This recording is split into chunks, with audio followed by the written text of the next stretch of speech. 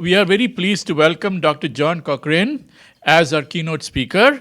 John, on behalf of Lubar College, thank you for joining us today to share your expertise. It is now my pleasure to invite Dr. Kanti Prasad to formally introduce our distinguished guest. Dr. Prasad is Emeritus Dean and Emeritus Boston Professor of Entrepreneurship and Innovation at the Lubar College of Business, where he was in the faculty for 50 years.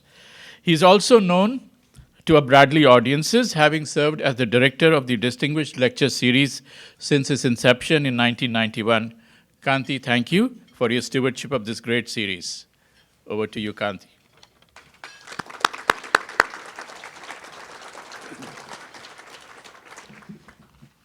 Thank you, Kaushal. Time flies. 34 years since we started this series. This has been highly popular series for 35 years. We have invited internationally renowned experts for their views on U.S. economic policies that strengthen America's economic competitiveness, free enterprise, and showcasing the cherished values and institutions that underpin American exceptionalism. I want to repeat my thanks also to the Bradley Foundation's president and CEO, Rick Graber. We still remember his distinguished service as the U.S. ambassador to the Czech Republic under President George W. Bush. And our special thanks to the Foundation's outstanding board of directors and executive team. And even though Ingrid is not here, we want to thank her for being especially a source of great help for our series over the years. Well, long after the Liberation Day, there is still a lot of uncertainty surrounding the economy.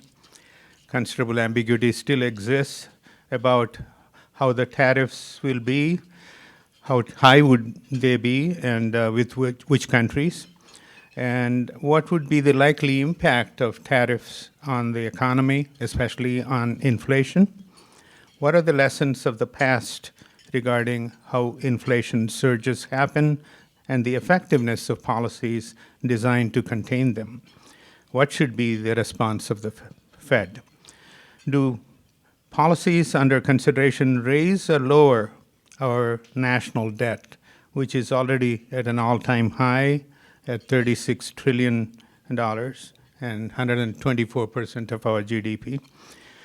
How likely is a recession? Does the Federal Reserve have enough control over the economy to steer it away from a recession? Those are a lot of questions, but important ones. To give us some thoughtful analysis and deep insights pertinent to these questions and related policy issues, we turn to one of the most distinguished economists in the country and a highly respected expert on monetary economics, inflation, and finance.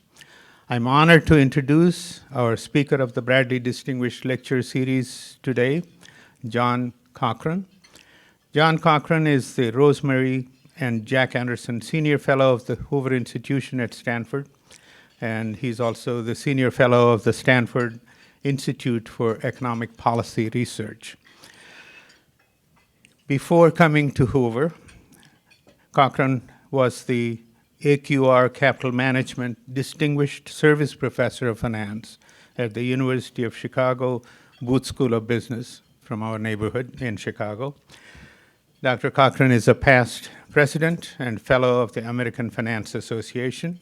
He is the recipient of several prestigious awards, including, most importantly, the Bradley Prize 2 years ago, the Association of Private Enterprise Education's Adam Smith Award, and the TIAA CREF Institute's Paul Samuelson Award for his scholarly finance book, Asset Pricing. His op-eds appear often in the Wall Street Journal, and his highly popular blog, The Grumpy Economist, contains series of economic news, commentary, and in his own views. In his words, the blog is written from a humorous free market point of view. but he's also very quick to point out at a personal level he's not grumpy at all. Dr. Cochrane earned a bachelor's degree in physics at MIT and earned a PhD in economics at the University of California at Berkeley. So it looks like he's back home in California. John, thank you for accepting our invitation in the middle of your many hectic time commitments. The UWM Lubar College of Business and the Bradley Foundation extend a warm welcome to you to Milwaukee.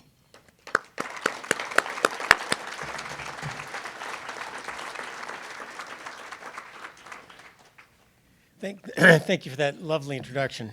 I actually grew up also in Chicago, so just down the lake, and it's a pleasure to be back in the Midwest, especially in June, not February. By way of slightly further introduction, I put a couple of pictures here. The first left are my book. We're free market economists, so we're okay that you're always selling something. I'm selling books.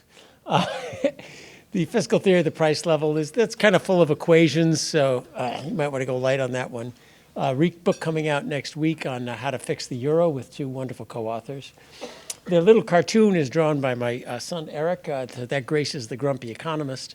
And on the far right, if you listen to podcasts, I do a podcast with Neil Ferguson and H.R. McMaster called Goodfellows, and we have a lot of fun once a week.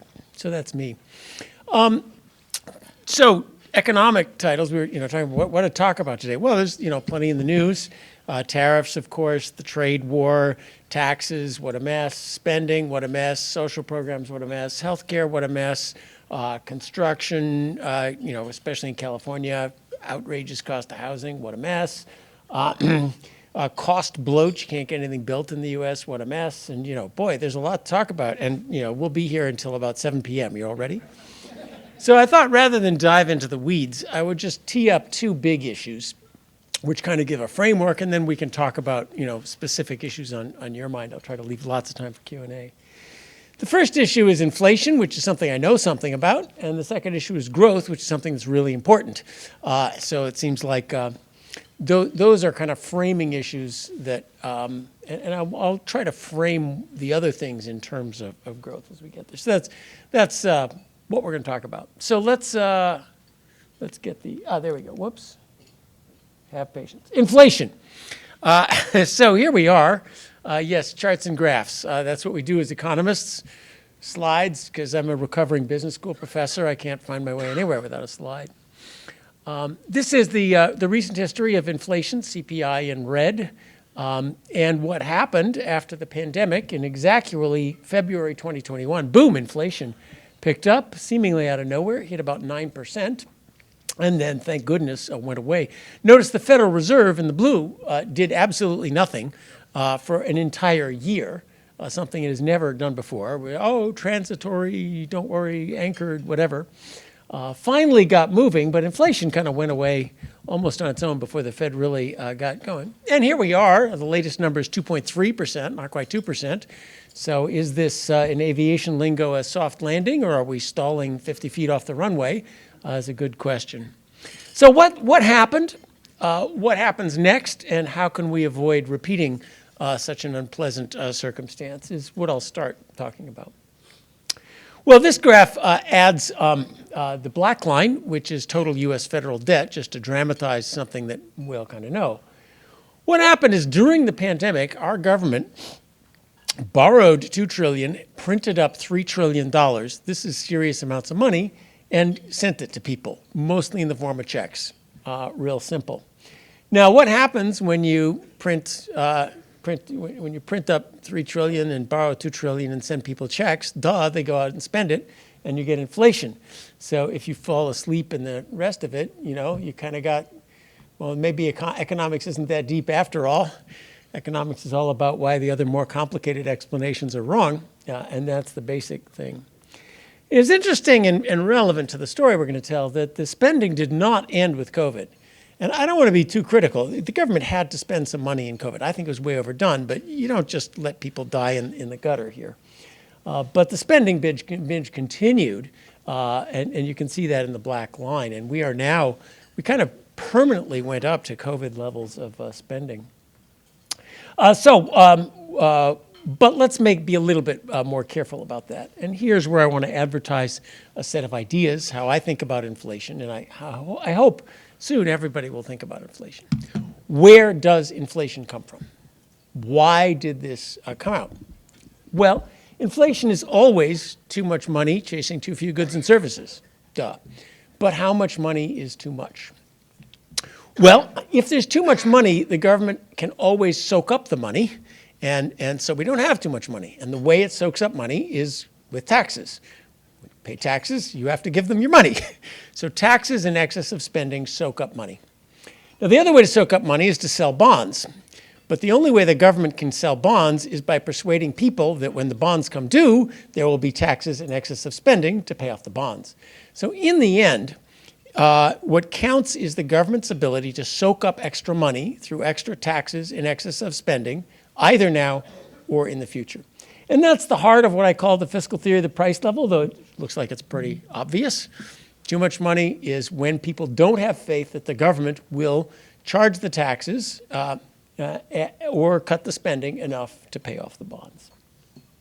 Those of you in finance, an equivalent way of saying it is that the value of government debt is the present value of future surpluses, just like the value of a company is the present value of dividends. If people lose faith in the dividends, the stock price goes down. People lose faith in the government, then its stock, which is essentially its debt, goes down. The only way to do that is to have inflation. Now, once I say this, you say, duh, okay, that makes sense, but that offers you an insight. Not all debt and deficits are bad. And the first graph on top on the right is an illustration of actually good government debt. Yes, I come from the Hoover Institution. They gave me a Bradley Prize, which I hope they won't take back. And I will say out loud, government debt can be a good and great thing. Government debt allows the government in a crisis, a war, a serious financial crisis, a deep recession, to borrow money and then pay it back slowly over time. If the government does that, hint on the paying back, there need be no inflation whatsoever. And that's what I graphed there, period of debt followed by repayment. The problem happens in the second graph when there's an issue of a whole lot of debt and people don't trust that the government will pay it back later. Then you're going to, the only way is inflation because there's money and debt circulating around and people don't have faith that it will be soaked up. So that long run, that little bit of economic thinking, we now have to focus on the paid back, not on the deficit part, as being crucially important for inflation. So with that in mind, why this deficit and not 2008? We've had deficits before that didn't cause inflation. Well, when you look at what happened, there was a crucial lack of the plan for paying it back. This was the time of go big, interest costs are low, debt doesn't matter, modern monetary theory, secular stagnation, hysteresis, government debt's a free lunch, exorbitant privilege, savings glut. I forget all the economic buzzwords of the time. Nobody was thinking about repayment. Congress suspended the pay-go rules. It's not puzzling that people took all this money and thought, is this a good thing to hold for my retirement, or should I get rid of it right now while I can? They tried to get rid of it while we can, and that's why we had inflation.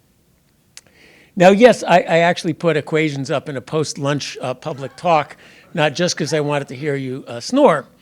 I don't want you to read the equations. I want you to know that equations are there, because that's what I do as an economist, and that's what economists do. There's a good thing in economics.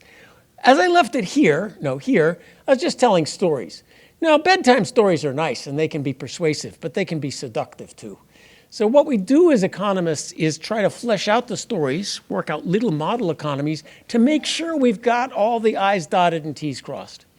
That there are equations does not prove that it's right. But when there are no equations, it is almost certainly wrong. So what I did, there are some equations that puts these ideas formally. On the top right is a computer simulation. I asked this very simple set of equations. What happens if we dump $5 trillion of money on people with no plan to pay it back? And what happens if the Federal Reserve does nothing? That's the interest rate is constant line. The Greek letter pi is the inflation line. What you get is a surge of inflation which goes away even if the Fed does nothing. The price level goes up and stays up, which you may have seen this tension in the newspapers. The New York Times says, oh, well, inflation was transitory. It's all gone. No worry. Everything's over. And the peasants with pitchforks go to Walmart and say, well, everything's 20% more expensive. What the heck happened here? And the New York Times says, oh, the little peasants don't understand anything. Well, that's what happened. What happened was we inflated away about 20% of the value of the debt. Everything's got to get paid for. Government spending has to get paid for. It either gets paid for with taxes now, it gets paid for with taxes in the future that pay off debt, or it gets paid by inflating away the value of current bondholders. And if you hold government bonds, you lost about 20% of your value. Thank you. You were the ones who paid for that $5 trillion of checks to be sent out. So inflation ate away the value of your debt. Next slide. This is a slide just showing you across countries the same thing happened. On the horizontal axis is how much they spent during COVID. The vertical axis is how much inflation they got. Bingo, if you want that's just confirmation that this is the central cause of the inflation. Next slide. And bring me back my clicker when you can get it fixed. Now, what about the Fed? Fed is supposed to have something to do with inflation. Same set of equations. Here's what happens if the Fed raises interest rates and there's no change in fiscal policy. There's monetary policy and fiscal policy. Inflation goes down now, but comes back later on. This is nonetheless a good and great thing for the Fed to do. Surges in inflation are bad. If you have a shock like you had with the fiscal thing and the Fed raises interest rates, then those two things offset and you get a small, steady inflation, which is much better for the economy than a big surge of inflation. So the Fed should have done this much quicker than it did, and we would have had a small, steady inflation at least until we get fiscal policy comes to our senses. The Taylor rule, react quickly with interest rates to inflation, is always the right answer. It's just the questions that keep changing. In this case, that's praise, not an insult. On to the next slide. So, in summary of what I've got to say so far, there's a story. Where did inflation come from? This is what economic theory says. There was a fiscal shock, which gives you a surge of inflation, a monetary response, which smooths it out, brings inflation down quicker. Hey, pretty good. That's the kind of matching of theory and data we do. It doesn't prove that it's right, but at least proves that it is a consistent story. Next slide. Next slide. Keep going.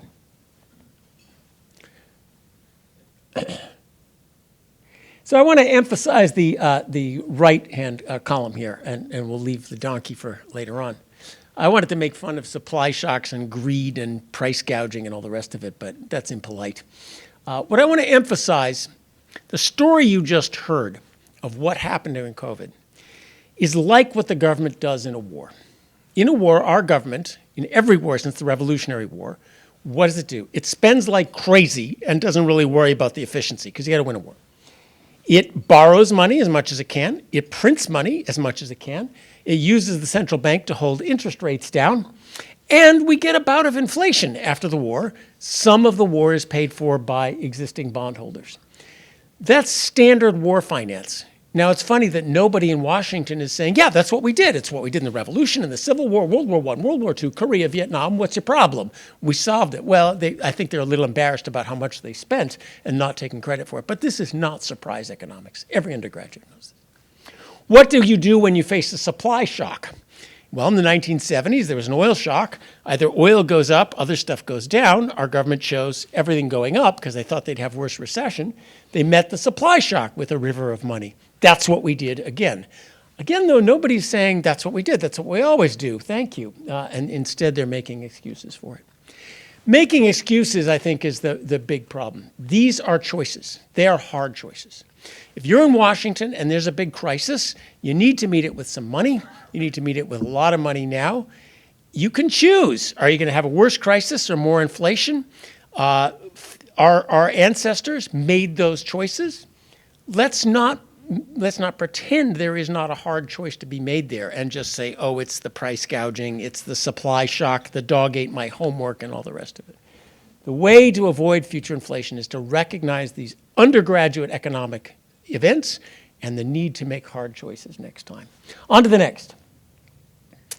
How about the future? I put up on the right here the CBO forecasts of the debt to GDP ratio, that little ski slope. The one thing the CBO says, and everybody is sure, that won't happen. The only question is, how will it not happen? Because if your personal finances were honey, don't worry, we'll just charge it on the credit card for the next 30 years. It's not going to happen. The only question is, how is it not going to happen? In fact, the CBO is optimistic because notice where did the last surges in debt come from? Financial crisis, COVID. Aha, we build up debt in crisis. The CBO assumes nothing bad will ever happen again. Yes, that's the forecast if nothing bad ever happens again. The little black line is my artistic forecast of what happens. There will be another crisis. So what happens then? More debt still. So that is not a good situation looking forward.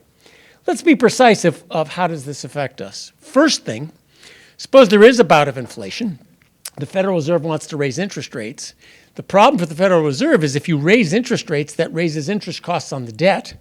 And that's a big thing. 1% interest rate, 1% of GDP interest costs on the debt, about $300 billion.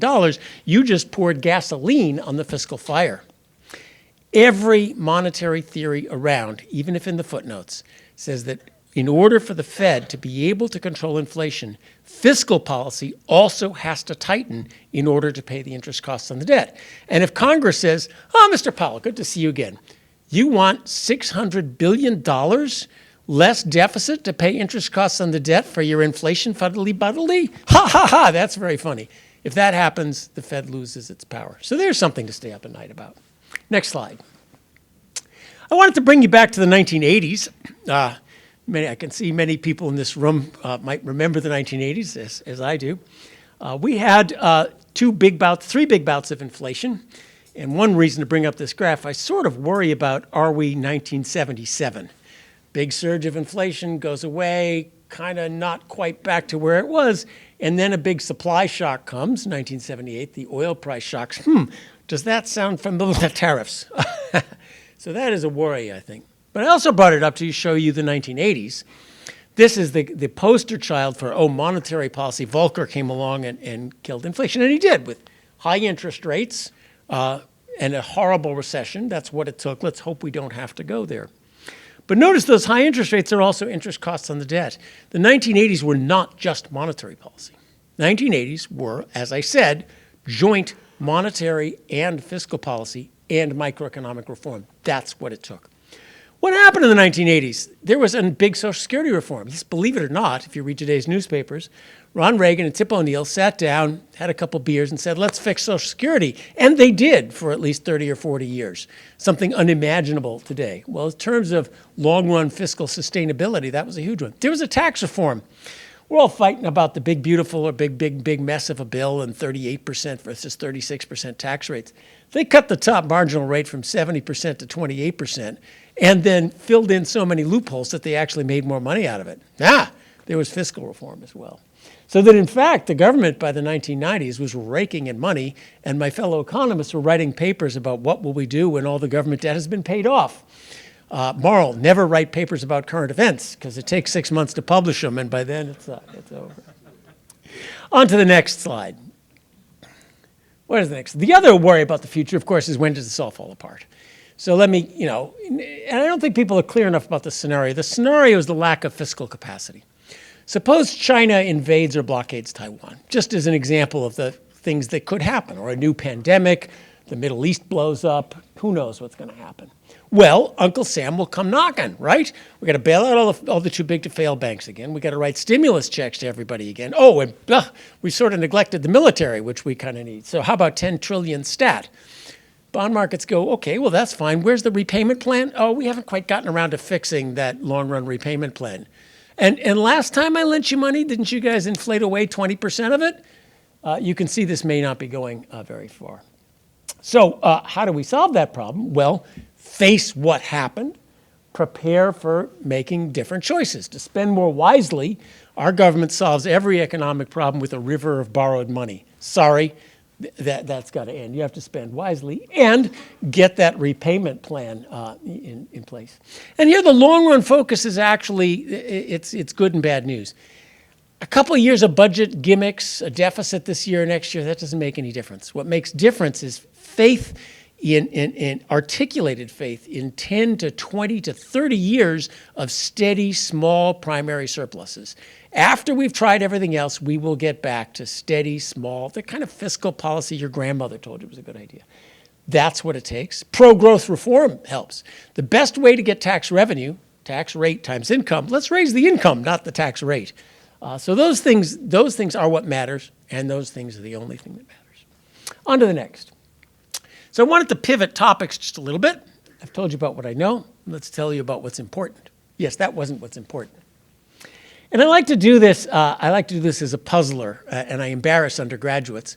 What is the most important economic issue? Is it, if at Stanford undergraduates, they'll see, is it, inequality, climate change, injustice, homelessness, and, we can say tariffs, taxes, spending. What was the best year for the economy? The 1950s with the great unionized jobs, or I don't know when America was great. Take your choice, left and right. And what can policy do about it? Well, this being after lunch, I won't be impolite. I'll just skip and you can see the answer sheet on the next slide. Maybe, maybe not. Maybe you have to guess. There we go. The most important economic issue is growth, long-run growth. And it's the one nobody ever mentions. When was the best year for the U.S. economy? Right now.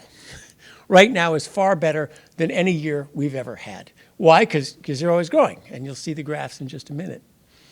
What can public policy do? This is both good and bad news. Almost all public policy slows down growth, either intentionally or unintentionally. The government is largely here to bring back the status quo, to protect the old industries, to interfere with prices, to take from A and give to B. The government is 99% there not to help growth, but to stop it. Just take Uber versus taxis. Uber is a great intervention. The taxi unions hated it. The taxi unions had stopped Uber-like things for 50 years. Uber was mostly clever at being able to get around that. Which side was the government on? You know which one. And here I have hope.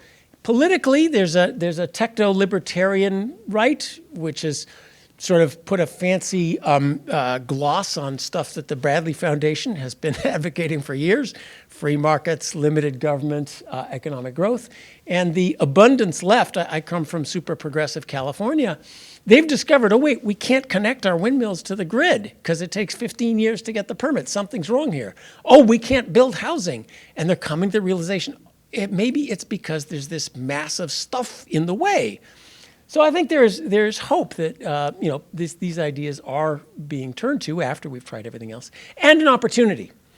Because what it means is that public policy is so dysfunctional means there's a lot that could be done even with little help. So let me show you some of that. So here is the case that growth is by far the most important thing. And just if you remember anything, remember this. This is the United States. This is GDP per capita. This is the best, a rough and ready estimate of average incomes. Right now, we're about $60,000. This is all real terms per capita. The glorious 1950s, about $15,000. 15 to 60. It's not even close.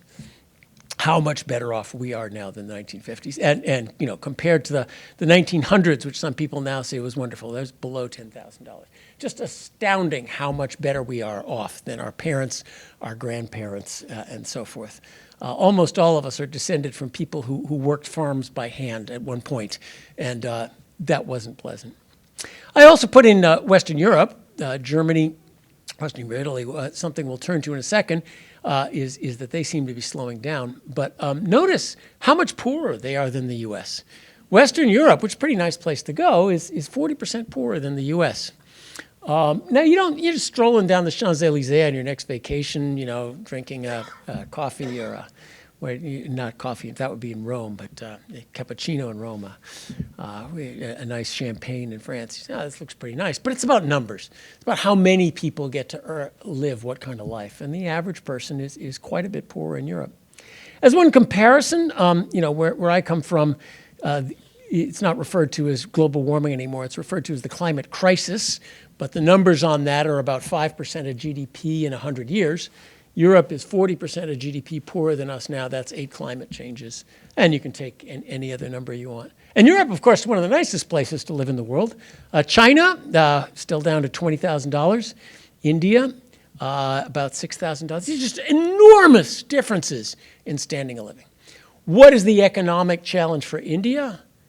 Be a little more like the US. I mean, with all our dysfunction and whatever we are, if you got a chance at 60 and you're at 6, you should just be doing well. And forget everything else. Nothing else matters compared to 6 to 60. On to the next graph.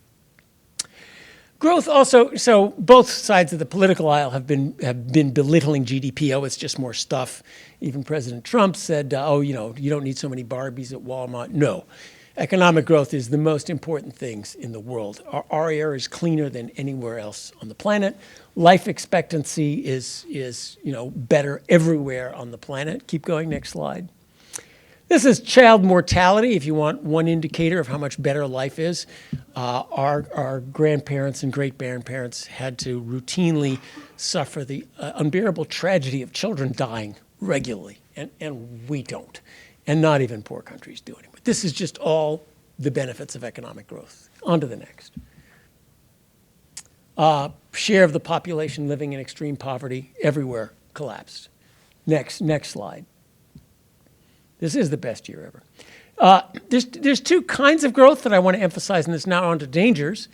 There is catch-up growth, where a relatively poor country just needs to learn how to do things roughly the way we do things in the US. That's pretty easy. Adopt our ideas, management practices, even our education system is better than theirs. And you can see, for example, Japan did that. Japan started unbelievable poverty, caught up, and then stopped growing super fast, just kind of paralleled the US at its level of microeconomic inefficiency. A country that's growing really, oh, Japan's going to overtake us. No, they're not. You can catch up by sort of imitating the US, but you can't pass the US till you do something a lot better than we do. South Korea is another dramatic example of catch-up growth. Then it doesn't happen. Argentina is an example of a country that until recently was not growing. And there's plenty of worse, North Korea, Venezuela, and so forth. And there's countries that just don't grow at all, which is the true tragedy. On to the next.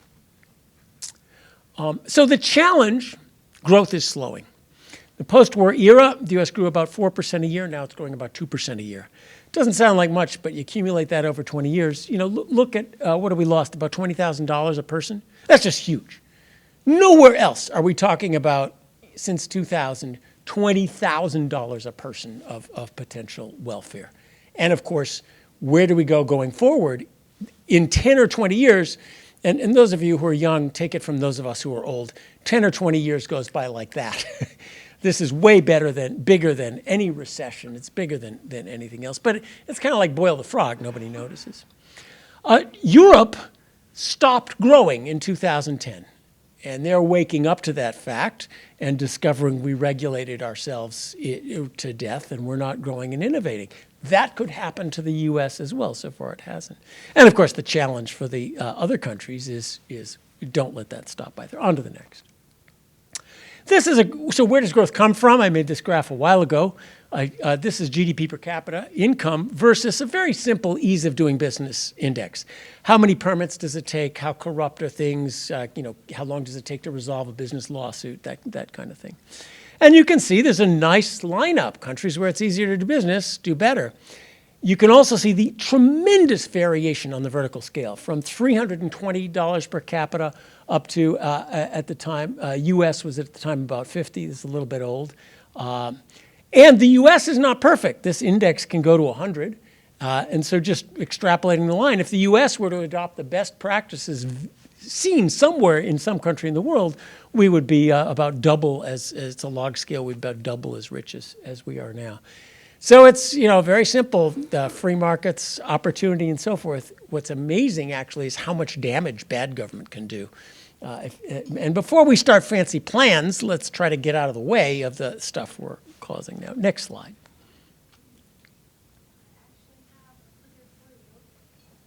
Oh my gosh, just in time. Thank you. No problem. So where does growth come from? In the end, one place and one place only, productivity. How much is the average worker able to produce per day? Productivity comes fundamentally from ideas, from doing things new ways and doing old things more efficiently. It's often embodied in disruptive new companies like Uber versus taxis, which is why everybody hates growth, because they don't like being disrupted. The government's job, of course, is to protect the existing companies, to bring back, what are we doing now? We're protecting steel, sort of like those WPA posters of smokestacks. That's basically the level of technology that we've protected, and to make sure that things don't change. We're subsidizing all sorts of inefficient ways of doing things. Essential, an economist looks at incentives. The government's main job is to take from A and give to B. And the heck with the incentives. Now that's a wonderful insight, because it means they're not paying any attention to the one thing that matters, which is what is your incentive to start a new business, to run a business better, to take on some risk and so forth. And just slightly fixing the incentives can help a lot. So the government takes from A and gives to B, spends a lot of time on bilateral negotiations. Once you've seen growth, why are we worried about, there is a federal regulation on how tips are shared between the front staff and the back staff at a restaurant. This is the kind of thing the government worries about, rather than how do we get from 660 to 6,000. Then there's the illusion in politics that if you get a subsidy, you're better off. If you get a subsidy, you're better off. So I'll give everybody a subsidy and they'll each get better off. Can anybody see the problem with that? Well, that's how politics works. Another insight, our political and economic rhetoric got stuck in 1933. We need demand, we need stimulus, we need jobs, not supply or efficiency. But everything comes from supply and efficiency in the long run, not this demand thing. It's not 1933. So what's needed, this is what's hard, what's needed is a great Marie Kondo cleanup of our public life. Everything is a mess. And you've kind of seen everything is a mess. Those of you who build, our zoning and building codes are a mess. Our financial regulation is a mess. The CDC is a mess. Everything's kind of a mess. If I could just say, I'll print $5 trillion of stimulus and hand it out, that's the key to prosperity, how simple, how wonderful. I could do a political speech on that. If I say, first we got to clean the sock drawer, and then we got to clean the underwear drawer, and oh honey, here comes the garage. That's what's wrong with our public life, but that's what needs to get fixed to bring back growth. So that is the huge opportunity. Now, you might bemoan what's terrible, but we live in a democracy. Government will do what voters want. It's not that the government is evil. It's the voters haven't really screamed, here is what we want. Do simple things that you actually know how to do. Reform the tax code. That's a monstrosity, not just give me another little benefit. Reform the social program so we're not paying people so long as they don't work. Reform the idiotic healthcare system that we have. Yes, people are going to lose money who are benefiting from the current system, but we all get ahead. And I have faith that after we try everything else, we'll try that one too. I think, I wanted to end with a problem I don't know how to solve. Those were all easy. But one of the long-run problems facing the Western world, all of the world, is that people aren't having kids anymore. This is total fertility per woman. Once it goes below 2.1 in advanced countries and 2.5 to 3 in countries with greater mortality rates, your population's shrinking. South Korea's at below 1. China is below 1. Japan is below 1. That means every generation, every 25 years, the population gets cut in half. The US is below 2. We're buoyed a little bit by immigration, but somebody's got to have the kids and someone's got to educate the kids. This is a worldwide phenomenon. And just what it means when the zero population growth crowd gets its way and the population is both shrinking and much older is, I think, something we should be a little more concerned about. Because I now think 67 is the new 50 because I feel great, and I think we all do. But we have to recognize old people aren't as innovative, let's say mature people aren't as innovative and entrepreneurial as young people, and growth comes from new ideas, new businesses, not old ways of doing things. So I think that is the one issue, and I don't have a simple answer to what's happening, and I know for sure that nobody has a simple answer to what's happening, because it's around the world, it's everywhere. I mean, the only thing that happened to all of us is birth control, and I'm not sure we want to go back to that. But, well, without speculating, just keep in mind there are other long-run issues that no one's talking about. I brought this one up just in case anyone wanted to, but let's not talk about that unless there's a question. So let me stop here and let's take some questions.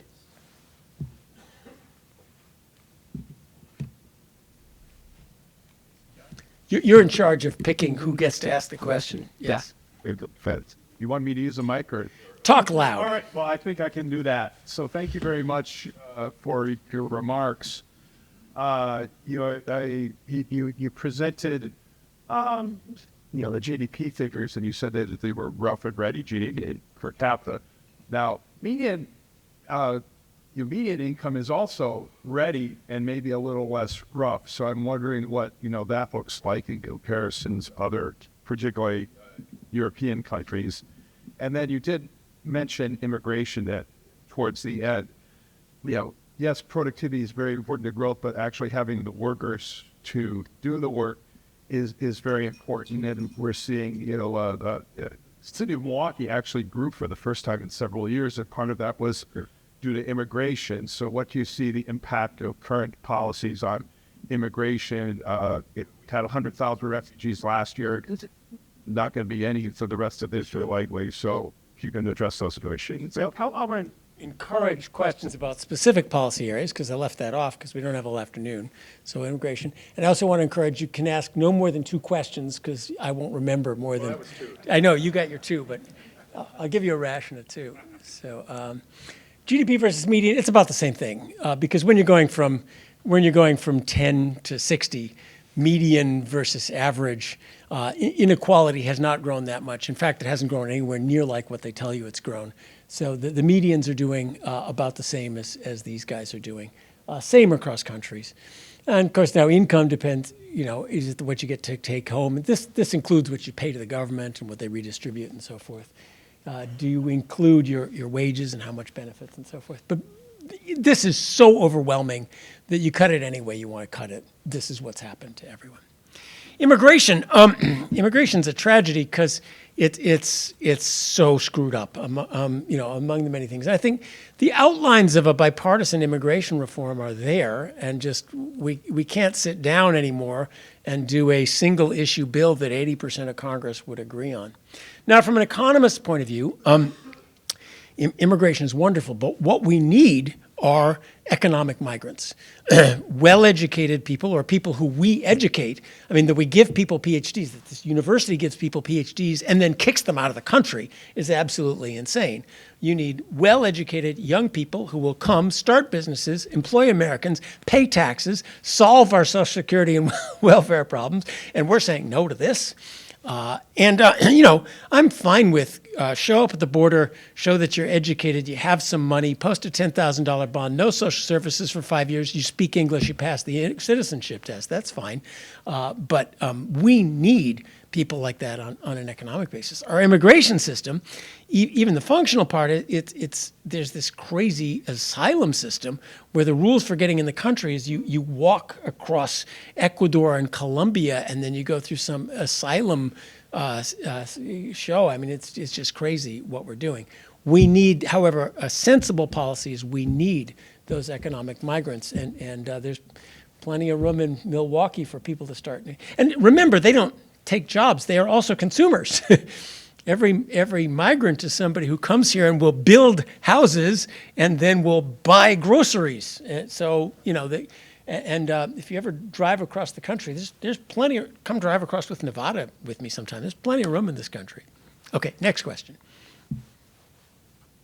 Education. Do you want to say anything more? The results in the U.S. are so dismal compared everywhere else. Hopefully we just go and give somebody a $20 bill. And if they don't bring it up on their, for something that costs 50, 57, if they don't bring it up on the, or they do bring it up on it, or 10, or a disservice, give them the 57 cents, 90% can't figure it out. And these are kids that graduate high school. This is tragedy. How numbers have changed because we're stupid. We're developing uneducated people. Now, there is American education isn't quite as bad as it sounds. In fact, a lot of Chinese education is terrible. The top high schools are good, but a lot of what's out in the countryside is terrible. But yeah, the numbers on reading and math proficiency are awful, especially in inner city public schools. Now, somehow the teachers' unions in the U.S. have completely strangled it. And it's, I grew up on the south side of Chicago, and I swam on the swim team, so I had a tour of the public high schools of the south side of Chicago, and it's just astounding what we have done to this generation of kids. And if you are kicked out of high school and you don't read and you don't know how to do basic computation, it's very difficult to get ahead from there. And that's kind of my answer to people who say about inequality. Well, it's opportunity is what you need, and the foundation for that is great education. There is reforms are on their way. I'm a big, Milton Friedman said vouchers, charter schools are doing amazing things.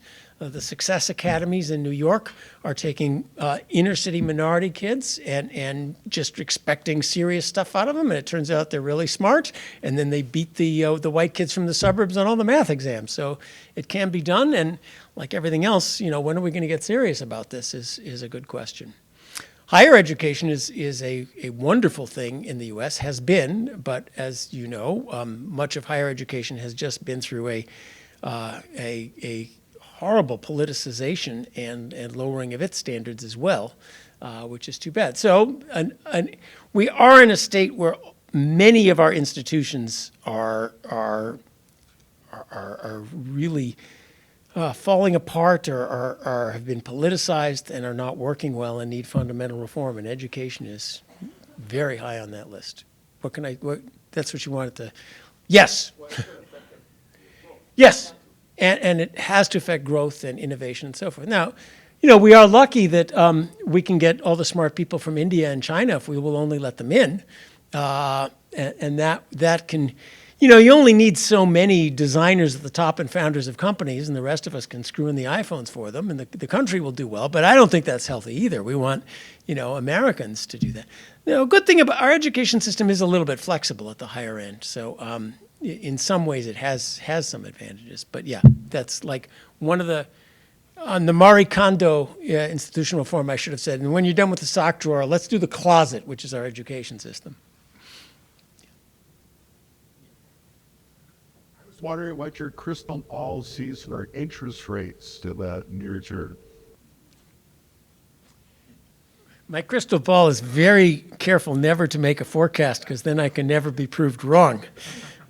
And I would, so those of you in finance may recognize Gene Fama. My model says, and this is Gene Fama's model, we understand interest rates very well. Let me take stock prices. If I knew that stock prices would go up tomorrow and there was scientific knowledge, we would all go out and buy, and they would have gone up today. So that's deep economic theory, and it proves that it will never be easy to forecast stock prices. And interest rates are to some extent the same way. If we knew that they would go up tomorrow, we would all buy long rates today, and the yield curve would signal the increase in interest rates, and we could all watch it happen. And that doesn't seem to be. So what I do know about interest rates, what will the Fed do? I don't know, but we know quite well how the Fed will react. So I can tell you about economic forces. What economics is good at is cause and effect, and what it's bad at is what's going to happen. Because most of what's going to happen is not baked in today. It's in the shocks that we don't know. So, I don't know if China's going to invade Taiwan. But I can't tell. If inflation breaks out, the Fed is going to raise interest rates, and they're not going to sit on their hands for a year this time. I've met those guys. They're smart. They have, no, we're not going to do that again. And no matter what Trump says, they're going to fight inflation pretty hard. So that's a conditional forecast. There is this worry. There are signs of turmoil that people are losing faith in the U.S. So long-term interest rates are kind of creeping up. When the last crisis hit, people around the world were not buying U.S. bonds. They were selling U.S. bonds. And so the interest rates may spike in unexpected ways in the next turmoil, May. So I gave you 2 Mays. And the third thing I'll say is that the volatility is, pay attention to the volatility, not the mean. Don't take some guru about where it's going to go. Recognize there's a lot of risk. Nobody knows what's going to happen, and brace yourself for what could happen. Have I fumbled enough to, silence you on you're not going to get a good forecast out of me? I would say whatever the forward rates say. I'm an efficient markets guy. If the forwards rates say up, that's the best I know. Yeah. I came of intellectual age in the age of Milton Friedman, and it seemed like free markets were winning the debate at that time. Today, it doesn't seem like free markets are winning the debate. Is that your feeling as well? Yes. Now, I pointed to some rumblings. The abundance agenda left and the techno-libertarian right are sort of rediscovering classical truths, and then they polish them up and put something new on them, because free markets are in the end the cause and effect of what actually works. So I have to always. I grew up in Chicago. I'm a Cubs fan. It's always, well, next year. Being a libertarian is like being a Cubs fan. Next year. It is, certainly the national conservatives are not free marketers. They're not Reagan Republicans, and the Democrats. Well, the Democrats are looking around for something new, and maybe they'll discover state capacity, how we overregulated everything is something useful. Around the globe, who would have ever imagined that a libertarian whose dogs are named Hayek, von Mises, and I forget the third one, Milton maybe, would be elected president of Argentina. So that current is there, and as soon as anybody wants something that works, I got to have hope that it'll come through. But recognize I think I mentioned the tension. Government exists to take from A to give to B. Government exists to hand out subsidies and exemptions in return for political support. Now, someday, I think in my next incarnation, I'll try to become a political scientist and figure out how we fix the rules of government so that isn't true. But in the end, that's what government does, and voters have to say, we want the goose, not the golden egg, and we want a return to a limited government, free markets, rule of law. You set the rules of the game. We play the game rather than you give us industrial policy for one thing versus another. And that's our job to help the average voter come to that realization. So I'm fumbling around here and saying, yeah, it's been politically in the U.S., it's been a tough couple of years. There are plenty of free marketers. Under the radar screen, even in the White House, I know there are secret free marketers. They keep their badge a secret, but they're there. As I said, I talked to a FreeCon. There was a very depressing meeting of conservatives in Washington I went to talk to, the George Will wing, and they're, oh gosh, nobody listens to us anymore. I said, guys, don't worry about it. We are the deep state. Because if you look in sort of Republican policy circles, anywhere under the top level, all the little minions working around, they're all great classical liberal free markets. So those ideas are still there, and they're waiting for a politically opportune moment. Maybe Malay will come for the next election. We'll see. Let's go to the back. Yes, always the back. Five is best possible year, but all surveys say it's the worst of all possible times. What's the explanation of the confidence? That was good. People are grumpy.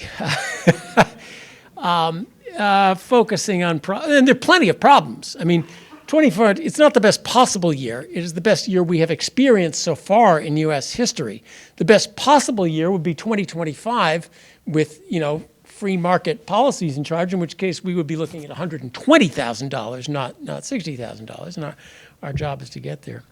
My father was a historian. He did Renaissance history. I recommend the book Florence and the Forgotten Centuries if you haven't read it. And one thing that rings through there, he was talking about the rhetoric of the time. So in 1450, everybody in Florence was saying, oh, the world is terrible, it's awful. Back in the old days when the great traditions were alive, how wonderful. And they didn't mean the Roman Empire, they meant 1250 was that wonderful time that we look back to. So maybe that's just a constant of human kvetching.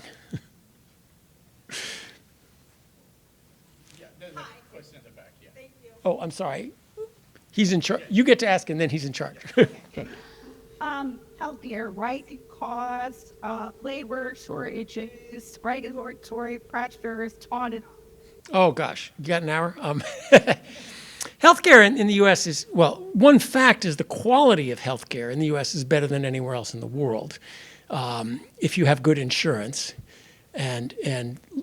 but at an astronomically inefficient price. Because it's one of the most government-run things there is. So our job is to do that better, and not by moving towards the government pays for everything and then rationing it system. Again, if you just look at the basic system, there's just one after another ways that makes it ridiculously too expensive. So in my view, healthcare could be same or better quality and much, much lower cost. If we decide, let's either go full socialism and then we all get bad healthcare relatively free, you can, line up for 6 years at the NHS, or go full on free market and you can get very innovative healthcare serving us well. And what do I mean by that? Why does your health insurance pay for an annual doctor visit and your car insurance doesn't pay for your oil changes? After you get your primary mechanic to certify the need, fax in a request, wait 3 weeks, and how health insurance works. Regular expenses should be cash. And the cash market has been destroyed. You cannot now just say, I've got enough money, I don't need health insurance, I'll just go pay cash. Because the guys at the hospital, they'll look at you and either decide you're homeless, in which case they don't want to see you, or they'll decide you're our one cash customer, and ka-ching, the prices they'll charge you are just outrageous. So, bringing back the cash market with insurance that's there to protect your wallet in case of big needs, that would go a long way. And then there's just, one of the fundamental original sins is our government wants to provide healthcare for a lot of people, and it doesn't want to really pay. It doesn't want to admit how much this costs. So rather than tax people and then provide healthcare for poor people, what it says is you, the hospital or hospital, must provide care to him at less than it costs. And the hospital says, that's great, but who's paying the bills? Well, you get to overcharge everybody else. Well, once you get to overcharge everybody else, now you can't have a competitive market because then somebody would undercut it. So we enforce uncompetitive markets in order to cross-subsidize. That's just an example of the many, many pathologies of the system we're trying to run. So short run, you're exactly right. We're exactly at this point of maximum possible inefficiency and cost. And I'll recommend, I wrote an essay called After the ACA that just lays out how you can run a healthcare system with free market principles, competition, innovation. Think about how you get to back to California. You can go economy on Frontier, or you can go business class on United, or you can fly private if you got a lot of money. We're all going to get there. We get there with the same safety, but some of us pay for a lot more convenience than others. Well, healthcare can be the same way, and you can get that same. Right now, what we have is like 1970s airlines in healthcare, you don't get that innovation in how do you get people on a plane faster? Because the government will pay for it. Don't worry about it. So that's a short riff on a longer set of thoughts, but you're exactly right. That's one of the many gaping wounds of America's cost bloat. It's possible to spend immense amounts of money on things like freeways. I come from California, the land of the high-speed train. $120 billion budgeted, $20 billion spent, 0 miles of track, 15 years, stacks and stacks of lawyer stuff. I also come from Stanford University, where Leland Stanford led a company that built a train over the Sierra by hand in 4 years. We can't do stuff anymore. And we all know where, look at your own business. We all know where the it's not too much regulation, it's the useless regulations, the counterproductive regulations, the one everybody sees this isn't helping, and yet we can't seem to clean up our way out. One last question, Ron. Actually, to the tariffs, and then secondly, Oh yeah, we never did tariffs, did we? I think if China invades, where does 50 trillion come from with the black market? Yeah, the bond market, a mess. So there's some people on the trade side who say it's a terrible idea that the foreigners lend us all this money, and be careful what you wish for, you just might get it. Along with, there's this image of, it's terrible that Chinese people work 12 hours a day, put stuff on boats in return for pieces of paper. I long for the wonderful day when Americans work 12 hours a day, put stuff on boats, and they give us our pieces of paper back. Really? You want that to happen? Tariffs are an unfortunate, unforced error. Let me just, from an economic point of view, tariffs are bad. Unilateral free trade is the economically best answer. No tariffs, even if the other side cheats. It doesn't have to be fair trade. That one's harder to swallow, and I'll wait for you to push me on it if you want to, but that is the economically right answer. There is some sort of theoretical answers. Aircraft carriers are expensive too. Sometimes they come in handy. So there are some narrow national security arguments for tariffs, but they're way, way overblown. There's a tendency, everybody runs to Washington and wraps themselves in the flag. Oh, the tie industry. We don't want cheap Chinese ties when our boys have to go out and fight China, so put in tariffs. No, come on, guys. So that one's way overblown. The rest of that's the easy part of tariffs. The rest of tariffs is the 150 fallacies that you have to go through, and it's kind of sad that this is what's happening. I think that is sort of waning. I think there's enough for whoever asked about there's enough understanding out in America that this is a bad idea. That they are seeing that this is politically non-starter, and this administration, like all administrations, wants to do well politically.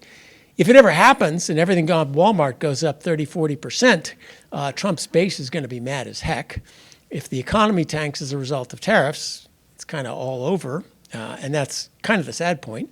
A lot of the good stuff they're going is going to get thrown down the drain if they attack the economy with tariffs. So tariffs bad, fairly large danger for the U.S. Small tariffs we have sales taxes. So we'll get along with small tariffs.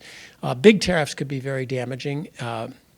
And that would be too bad to shoot ourselves in the foot with it. And if you want, we can do 101 fallacies of why tariffs might be a good idea. But I sense a desire to get everyone on, allow them to get back to their lives. So thank you very much. Thank you. Thank you so much, John.